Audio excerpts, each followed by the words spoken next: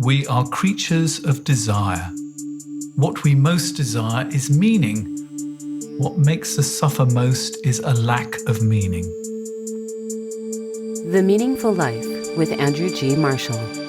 Marital therapist, author, and communications trainer Andrew G. Marshall invites guests from all walks of life to discuss what makes life meaningful. Hello, I'm Andrew G. Marshall. Welcome to The Meaningful Life. My witness this week is Richard Lang, who's been a psychotherapist for 30 years. He's also led meditation retreats and taught Tai Chi and dance. But his main work is helping people understand their true identity, or as he puts it in the title of the book we're going to be discussing, seeing who you really are. When it comes to leading a meaningful life, one of the most interesting questions to ask is, who am I? Not just the CV sort of way that I have introduced Richard, but deep down, what is the essential you, the part that was there at 20, 30 and still there today?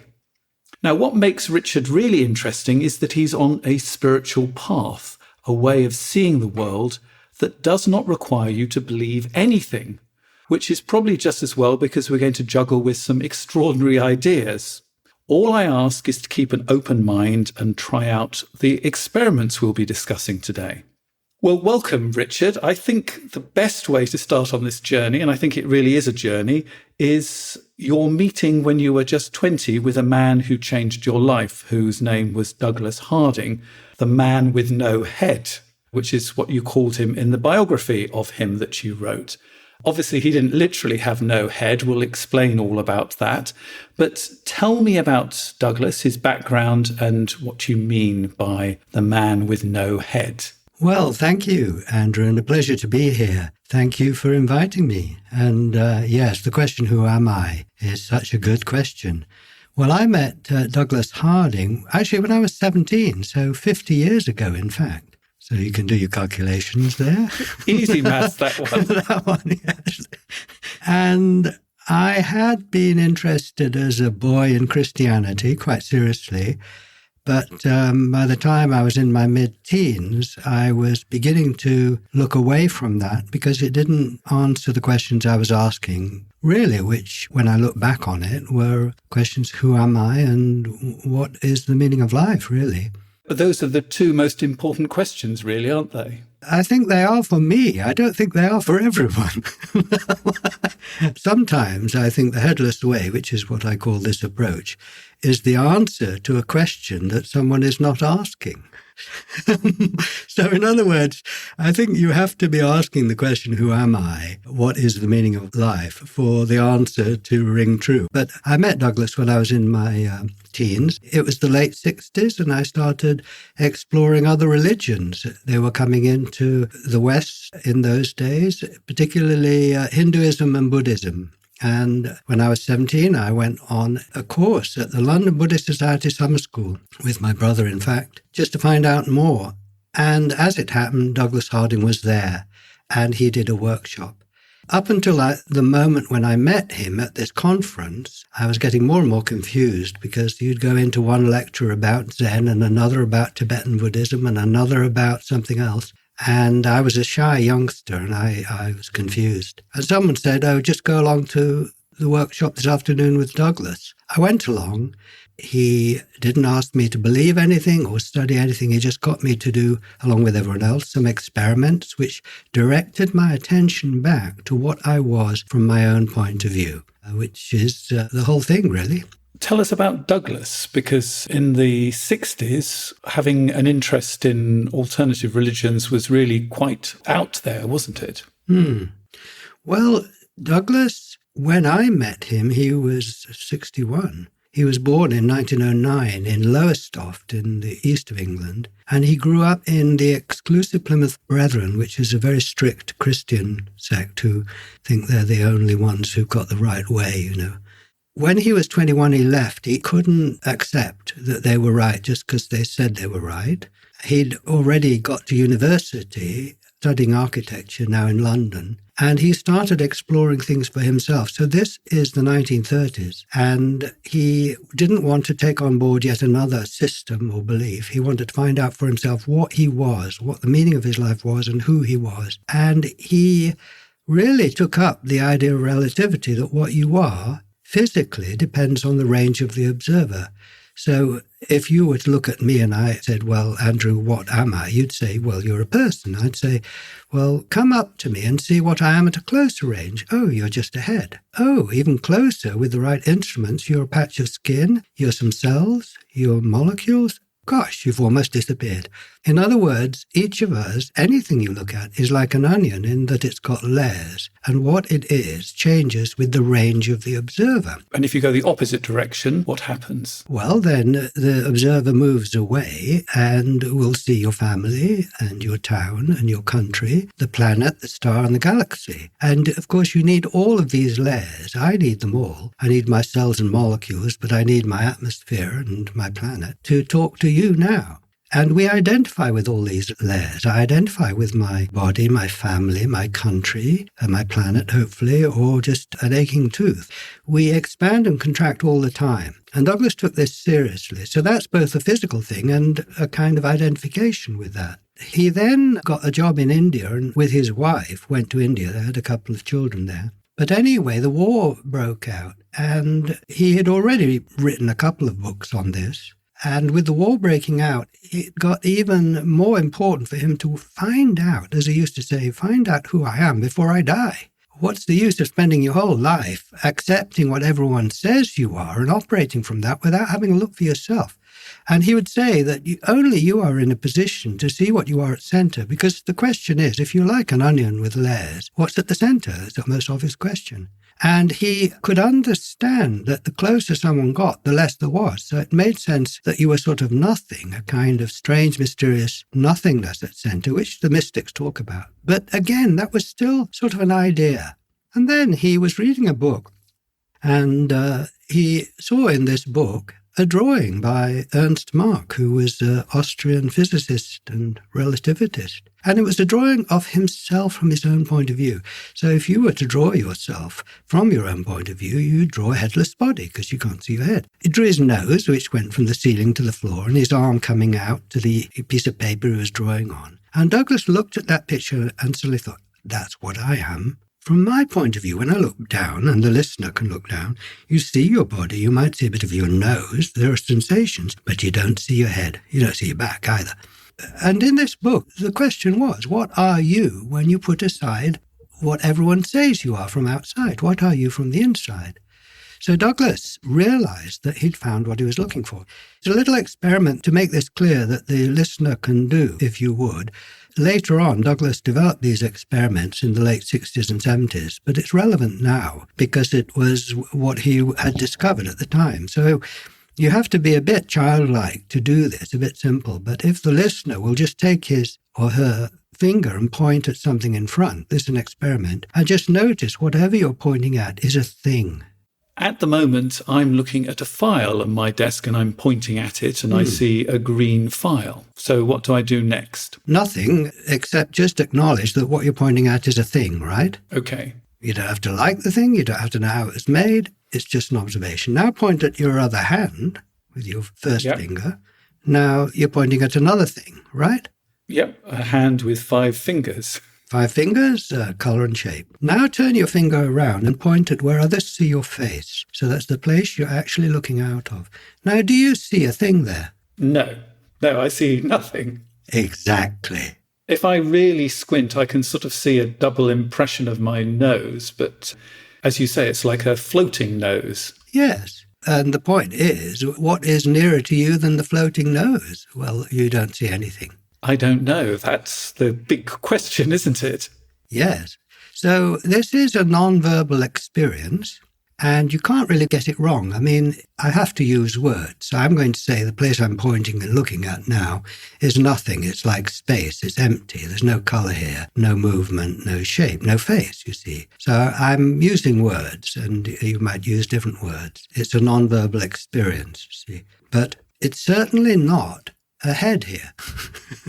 And it is a very different experience because I actually did this experiment before we started, and I sort of imagined that if there was nothing there, I didn't have a head. Like Douglas, I'm headless. And I sort of went for a walk around the block with the dog, sort of looking at the world, not from my eyes, Yes. but without a head. I Yes. sort of imagined that I was walking around with the dog without a head.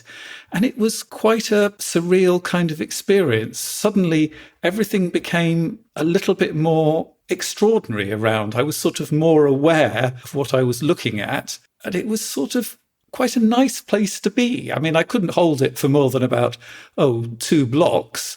But it was a very interesting experiment just to imagine for a moment that I didn't have a head. Yes. And how did this affect you when you were 17? Well, what it meant to me was that I discovered my true nature, which is this open space full of everything. Because here I don't see a head, but then, of course, you see your finger and the rest of the world and everything going on in this space. An open space full of everything. Can you just unpack that for me a bit more? Yes. If I look at someone, then I see their face, but I don't see mine. And in language, I would call this face to no face. Instead of my face, I have that person's. Now, this is not really primarily for thinking about. The listener would need to just observe when they're with someone else, this asymmetrical setup.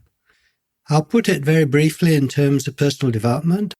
Douglas, when he saw this, he then wrote a big book. He felt he'd found something important and he had to work out what it meant. In a way, the rest of his life was spent sharing the experience and communicating some of its meaning. And one of the ways of thinking about it is the spatial. What I am changes with the range of the observer. So at this range, I'm a person, but come closer, and I'm less, go further away. But at center, I'm no thing. This is the subjective experience. If I look in a mirror, I can see my face out there at that range, like I can actually now see it on the computer screen. That is what I look like. Now, a mirror shows me what I look like. But I am quite different here at 0. Now, when I was a baby, I was headless. I had no idea of what I looked like, no language yet. Looked at my mum, I wouldn't think, I'm here, I wonder what I look like. You're just wide open. And we all recognize that when we're with babies, we don't have to worry about what we look like, Thank goodness. So as a baby, you're built open. But from day one, everyone around you, your parents and siblings and so on, starts reflecting back to you what you look like through language and gesture and the mirror. And they say, although you can't see yourself, we can see you, and this is what you are. Growing up is really the process of becoming aware of what you look like and identifying with that. In other words, imagining that head in the mirror on your shoulders where you can't see it and acting as if you're behind it. That's identification. So as a child, you're learning to do that, but you haven't got in the box yet very firmly. So it's as easy to be a lion as it is to be a little boy or girl. Mm-hmm. But by the time you are an adult, you've understood that you're not a lion or a train. You're a little boy or girl. You're a boy or a girl. You're a man or a woman. And so in other words, you're sort of outside yourself, looking back at yourself through the eyes of others and taking on board that self and taking responsibility for it. So growing up is finding out who you are in society and acting as if you're that. Now, that is fantastic. That's absolutely vital. But then we stop there. So the first stage is the baby, the second, the child, the third, the adult. But I would say, following on from Douglas's insights, really, there's a fourth stage, which is what I call the seer or the headless seer, which is noticing now the difference between what I am for you through your eyes, you see, which is Richard. My voice is coming out of my mouth for you, I am Richard. And what I am for myself, which is this headless space and my voice coming out of nowhere. Out of awareness, you see. And in my world, this fits very much with what happens in the middle of your life, where you actually begin to say, hang on, in the first part of my life, I actually did what everybody else thought was right. I got married, I had a job, I paid my taxes. But And we're back to my questions. Who am I and what's the meaning of life? And I'm going to define myself rather than actually take on other people's definitions. And in your language, that's actually beginning to see for myself. Exactly. Looking for yourself. Growing up is taking on board what everyone else tells you that you are, which actually is fantastic because it's empathy. Mm-hmm. It is taking up others' view of you and accepting that. But if you then have got that going, and then you start asking deeper questions, really, you're not asking, well, can you tell me what I am? You're saying, well, what I'm saying is, let me now return to my own point of view and look for myself what I am and that is looking and not thinking. You're a twin, aren't you? Yes. That's a different way of entering the world because most of us enter the world alone, but the two of you came together. Do you think that made you more open to a different way of looking at the world? I'm sure it had a profound effect, but I don't think it changes the basic step you have to make, which is to look for yourself. But I think maybe, in a sense, you have to actually ask that question much earlier than everybody else because there's two of you. You have the twins kind of experience, and then there's an individual experience as well, which is an extra layer of this that most of us don't actually have to think about. I think the thing that probably made a difference is that I had someone close to me because he came to this workshop the same time I did, and he saw his headlessness and understood what it might mean. So after that, there was someone close to me that I could talk to about it and could explore what it meant. And that was really important. Now, one of the other important things that happened was that Douglas, who lived in Suffolk, always said to anyone in a workshop, if this is meaningful to you, come and visit as a friend, not as a client. There was no exchange of money.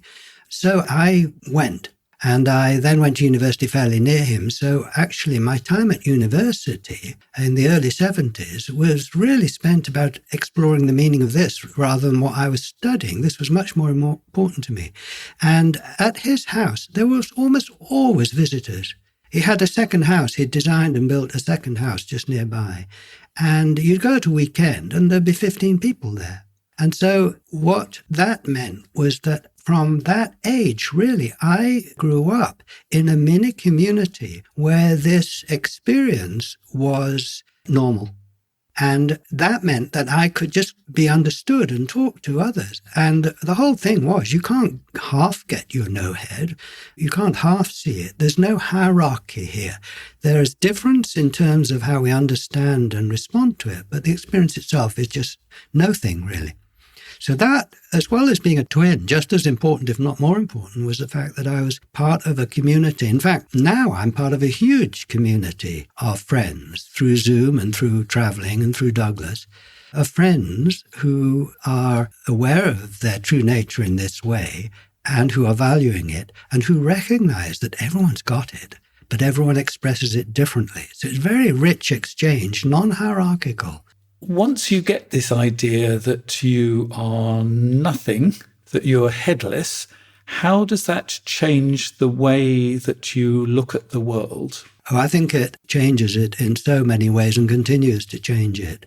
For example, with relationships, in terms of the developmental thing, then when you're a baby, you're unaware of yourself, you're just wide open. The middle stage is when I am seeing myself from outside, so I'm face to face.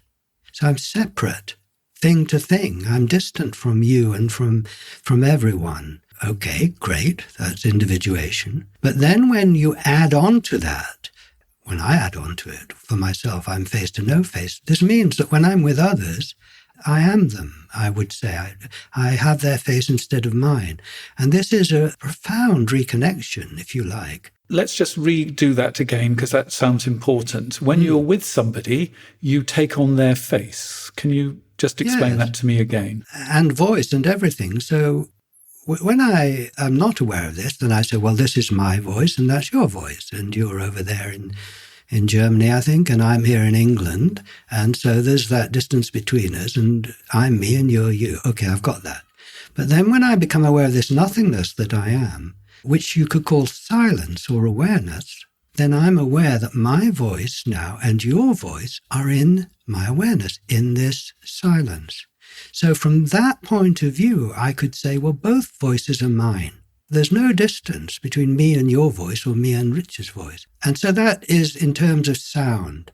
You see, I think what happens is that when you grow up, the language that you develop from society is based on I and you. Yep. Subject and object. So you operate with that structure, and that's all that you know, because we tend to experience what language lets us experience. Now, when you introduce this new experience of being face to no face, it needs another language. For example, face to no face, or looking out of my single eye, or headless, or being still in the room and the world flows through me when I walk. And it will keep developing a new language to articulate this point of view. So, for example, I would say, as well as saying I am not you, I would now say I am you. I am space for you. I am room for you. You are in me. So I am you and you are me, and then that suggests that we're all one. Am I following this correctly? Yes, but there's a paradox here. We are one. The we is as important as the one. So I would say when you're a baby, you're not aware of two, you're just one. When you're an adult, you're aware of two and not one.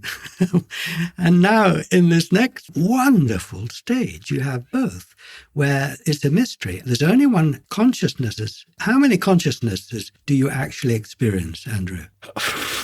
I'm now making a strange face because this is a question I'm struggling with. So ask me it again. How many consciousnesses do you actually experience?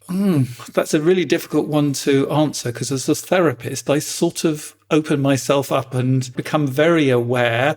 And I suppose in this language, they could almost enter me and I become a conduit and to try and see the world from their perspective. So I sort of have my consciousness and I have their consciousness. Yes. No, I understand that. That's empathy, you see. I'm not asking for a kind of definitive answer here, just a reflection, really. But you don't directly experience my thoughts, for example. No. But I can pick up body language and various other things, and I could know you fairly well, and I could sort of have some kind of sense, but it's not a logical sense that there's some kind of connection there that is sort of more than empathy, I feel. For me, if we drill down, I think there's something more than empathy. And this is one of the reasons why I'm interested in your headless way, because I sort of feel it might be helpful in my journey, that there is something underneath the empathy. Well, let me perhaps put it in terms of being a therapist then. So when I was a therapist, I didn't talk about headlessness because people might come for bereavement or whatever. And it's the answer to a question they're not asking, right? You know, it would be a bit like saying, I think the best thing for now is we get down on our knees and pray. You know, it'd be imposing my thing. It's ridiculous. But what I did and what I'm hopefully doing now is to be headless, which is just being open. It is undogmatic. It is just being attentive to being, in my language, space for the situation as it's unfolding. I just thought you put it very nicely in your book. You are the spot where we all come together. Yes, that's right. So when I'm with you, hopefully, and when I'm with a client, I am the spot where we come together. You know, it is an open, receptive thing. Now, when I see that I am this nothingness, aware nothingness, containing the situation, if I can put it like that, then I must accept that you're in the same basic condition. And I accept that my view out from this headless nothingness is different from yours. There's the difference. But the fact that I am sort of living this means that I am in the nothingness. There's no difference. So I'm sort of placing myself at your center. Okay. And empathy is developing the capacity to recognize what you're feeling and thinking in the same nothingness, you see. And when you're being aware of this silence here, it sort of clears the deck so that you can be aware of what's going on. You know, rather than being sort of enclosed and thinking about you, which sort of blocks out the other person. being headless is being open to the other. So that enables you to be more attentive and empathic, if you like, to the other person. And so how does being headless impact you on a sort of a daily basis? I think it is being aware of my true nature here, where we were pointing, looking out of this single opening. When I'm, for example, walking or driving, I'm seeing that from my point of view, I'm still and the scenery moves through me. Now, why I mention that is that it is becoming aware of your center, which isn't a point, which is stable, it's reliable. It's not a thing, but it's real. It's what you are. So I think that in a very basic way, you have an anchor, a kind of ground in all the changing things that are going on, from which you're operating and which you can always access. And how does this change the other big questions like life and death and these other big existential questions? Before I give my response to that, let me say that I love the fact that you can't pin any of this down, and it is a mystery. And that is so important to me, that I'm meeting you for the first time, and this conversation is arising, I would say, in awareness, you see, and it's not happened before. And that is a wonderful, thrilling, creative thing. Now, I would say that when I look at a clock, then I see the second hand going round and the minute hand going round and so on. You could say that time and change go together. The clock registers time. And as you watch the hand moving or the seasons changing, there's change, time, birth and death, the beginning and ending of things. But when I turn my attention around to the place I'm looking out of, there's nothing here changing. Not only no face here, but no movement. And so I would say that this space is timeless. Another way of putting it is that I'm looking into time from the timeless. Now, this is a fantastic thing, really, is you're living into the world of birth and death and time and loss and all of those things from this which never changes, which you can never lose. You've got both, but it is an enormous comfort and strength to find this place at your very center that is always there and the same for everyone. And you can't get it more or less. You know, it's very equalizing. To have this in the midst of the things that you can't control, life and death. I still feel grief and loss and worry. But there's one quite interesting little experiment. If you hold your arm out and make your hand into a fist, the listener can try this. Yep, I'm trying it. And visually, you look, just to get the perspective, visually you look down your arm and your hand is in a fist there at the far end, but at the near end it disappears about your shoulder into nothing, you see. So that's the nothing and the something. Now, if you make your hand into a fist, you get tension. Now, does the space at the near end of your hand get tense? The bit I can't see? Or Yes. the bit I can't see, no, it doesn't get tense. No, exactly. You see, you've got to play with the language because so you can relax your hand. So in other words, just as it's face to no face, it's stress to no stress. And Douglas Harding wrote a book called Head Off Stress, and that was one of the main things. It's asymmetrical. So just as my voice happening in the silence and the face there in the no face, so it's stress and anxiety and fear to no stress, anxiety, fear. It doesn't make the stress go away, but it places it. It's kind of peripheral, if you like. And now, it's not avoidance. It's actually you become more aware in a way. But at the same time, you have access to this stress-free zone and this problem-free zone. And really, this plays into, the ideas of Jung, really. If you really open up to the true self, you recognize your true self underneath your personal self somewhere is immensely wise. But you need to sort of open to it and request help. And being aware of this is really becoming aware of a fantastic resource. Yes, and because I'm currently in Jungian therapy, this whole idea that we have an ego that is the sort of the part of us that says, I want to have Richard on my program. And then we have a self, which is a deeper version. Some people call it a spirit or a soul. And there is a difference between what our ego wants and what our unconscious wants. what you're saying, and this is also, I think, if I am understanding correctly, what Jung is saying, is that our unconscious is part of something greater called the collective unconscious. And there's sort of almost something divine in all of that. Is this where you're going as well? Yes, and the thing that Douglas Harding did was he tied the physical to the spiritual or the psychological. So in other words, when you tell me I'm just Richard, I relate to Richard. That's my personal self. But you step back and you see my family, and I relate to that. So that's my family self, right? That's a bit more deeper, kind of wider. And you step back and eventually see the race. And I identify with that. Sometimes, at some level, that's my racial unconscious, right? Now, what am I really? What's the deepest self? Well, you can't tell me because you can't get here. But I'm here. It's so simple, you see. And this is no longer theory. I turn my attention around. I point back at the place I'm looking at. And there's this no thing, which is self-evidently empty, but full of the view and aware. And that's my true self. And this is no longer a theory. This is direct experience. So there's more experiments in the book, Seeing Who You Really Are. And in a moment, we're actually going to look at a real issue that somebody has written in that we can approach both from a day-to-day sort of way. And let's see what would happen if we look at it from a headless way as well. And we'll do that in just a moment. The Meaningful Life with Andrew G. Marshall. Please follow us on Twitter, like us on Facebook, and visit our website, andrewgmarshall.com/podcast, where you can join our supporters club and unlock bonus material and other benefits. Now, one of the advantages of becoming a supporter and joining our supporters club is that you can write letters to us for us to discuss. And I have just such a letter that I'm talking to Richard Lang about, and we're talking about the headless way as well. Here is the letter.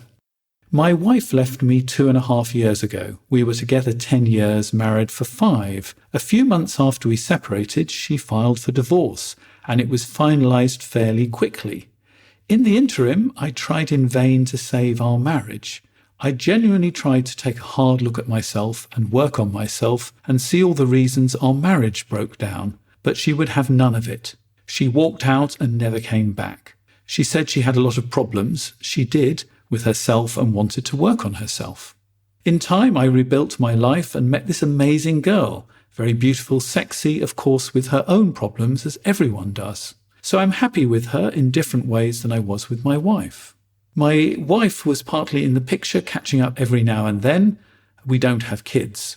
And when she found out about my relationship, boom, she now wants to work on things. She says we should go to counselling, she loves me, we should try to figure it out, etc., etc. I am torn.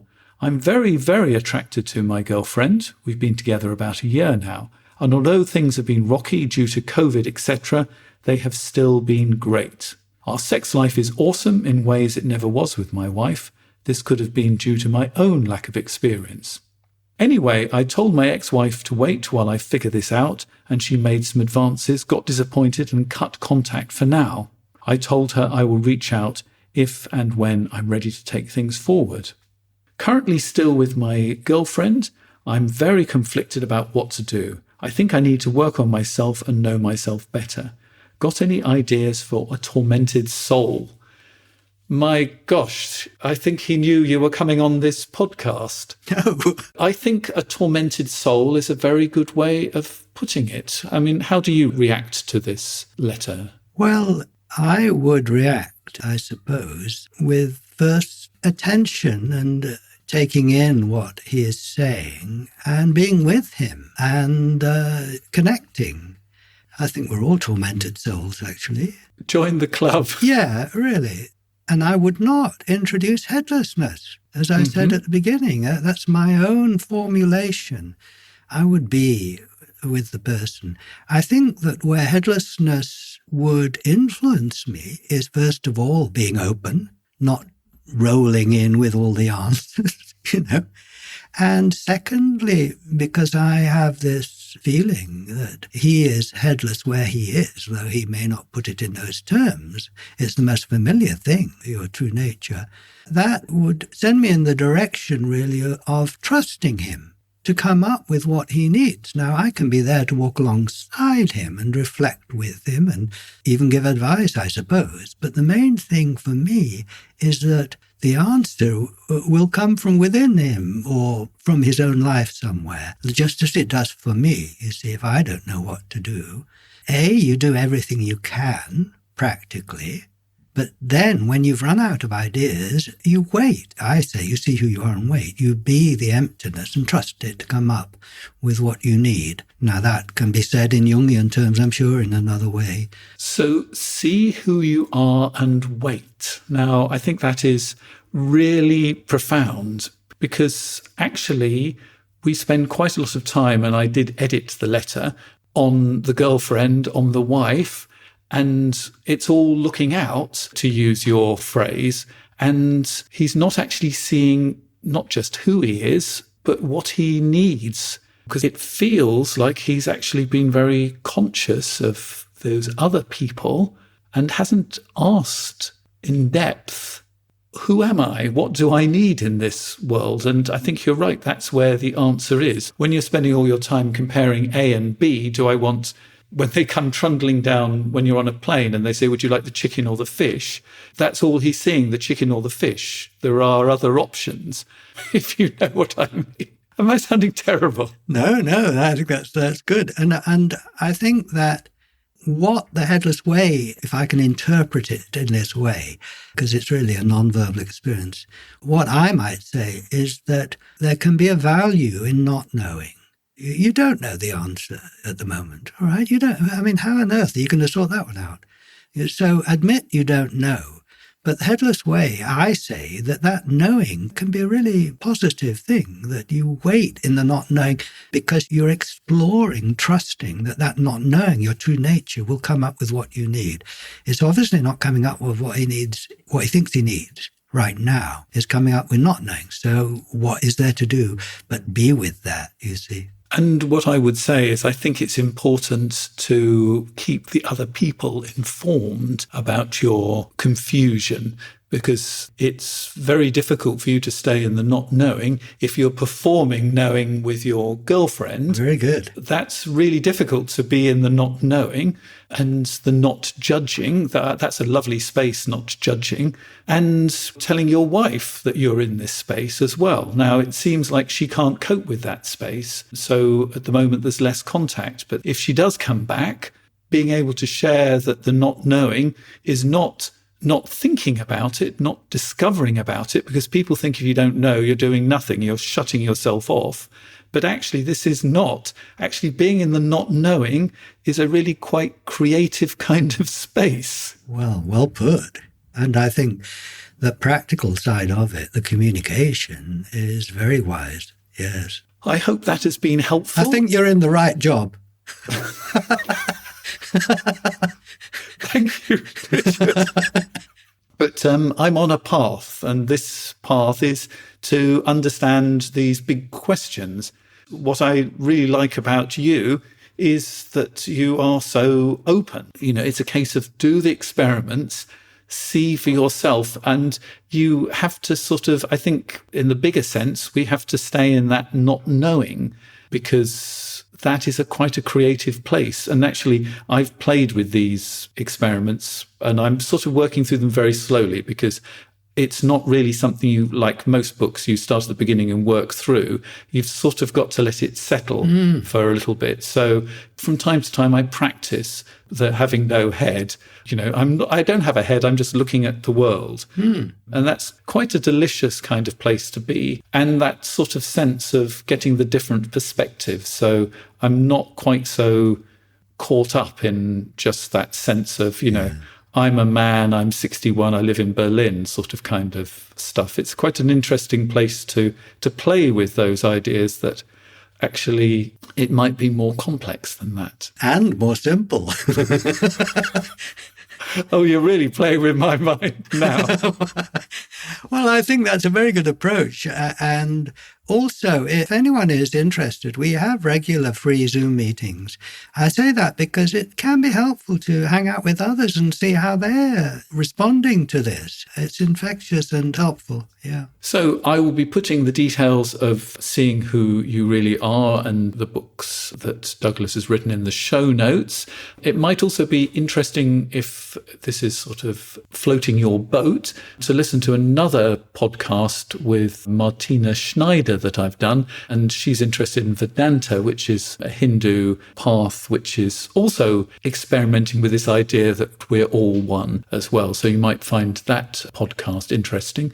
All the details will be in the show notes. So, Richard, you are my witness on what makes life meaningful. So I now have to ask you to answer that question. What makes your life meaningful? I think different things. Today it might be this meeting at the moment. The meaning is being presented. I've got other projects on. So that is very meaningful for me to have friends with whom I can share this experience of who we really are. And I suppose to back right up what makes life meaningful is being in touch with my true nature, and more, if I can, little by little handing over to it in a way and trusting and living from it. This is very exciting and not easy. Trusting and living from the mystery. Is that what you're saying? From my true nature, yes. Being conscious of it is the heart of it. You know, like now, I'm being aware my voice is happening in the silence, and this whole conversation is arising within the one, as I would put it. And just attempting to be conscious of that more and more, if you like, and that is a kind of trust. And the one will provide. Well, that is, you see, the great possibility, and I believe that's absolutely true. Now, the small print is that... I love that idea, the small print. The small print is that it doesn't give you what you want, it gives you what you need, right? Yes. So that's a very creative edge, but it can be rather challenging, yes. But I'm deeply convinced of that, although I do often think that it's making a mistake. But that's my hubris. Surely. Well, yeah. What you really should be giving me now. Yeah, I mean, why can't the one be a vending machine where you put your money in and out pops what you asked for? I know, exactly. Yes. But sometimes, you know, when you press for the chocolate with nuts and you get the chocolate with raisins, it might actually be even better, mightn't it? Well, that's the thing, you see. And of course, it's like Kierkegaard said, life is lived forwards and understood backwards. It's only later, that's why, hopefully. So I think this is a great adventure, is to let go, really, and see what is happening rather than what you think should be happening. What you think should be happening is all part of it too. That's important. Well, this unfortunately is where the conversation ends. But if you join our supporters club, you get the chance to hear the bonus material. And the bonus material, we're going to talk about what we've both learnt from this experience of meeting together today. And I'm also going to find out the 3 things that Douglas knows is true deep down. And Richard. So, I'm terribly sorry. But then you and Douglas are I'm not what I look like, yes. Hang on a minute. Who you say you are. Oh, yes. That's the theory. The practice is. You're still Richard. Well, you'll find out what Richard thinks is really true. Richard, thank you very much for being my guest today on The Meaningful Life. You're welcome, George. You've been listening to The Meaningful Life with Andrew G. Marshall. You can follow Andrew on Twitter, like him on Facebook, and please leave a review wherever you consume your podcasts. Making, editing, and distributing The Meaningful Life comes with substantial costs, and we'd like to ask for your help. Visit our website, andrewgmarshall.com/podcast, where you can join our supporters club and unlock bonus material for every program, send in a letter to be discussed by Andrew and his guests, and join a community of other people seeking to make their life meaningful. At the gold level, you get even more benefits. Production of The Meaningful Life with Andrew G. Marshall is by Michael Dooney. Social media by Madeleine Healy. Sound engineering and theme tune by Sebastian de la Luz Mendoza. And I'm Susie Colick. Please tell your friends and spread the word. Thank you.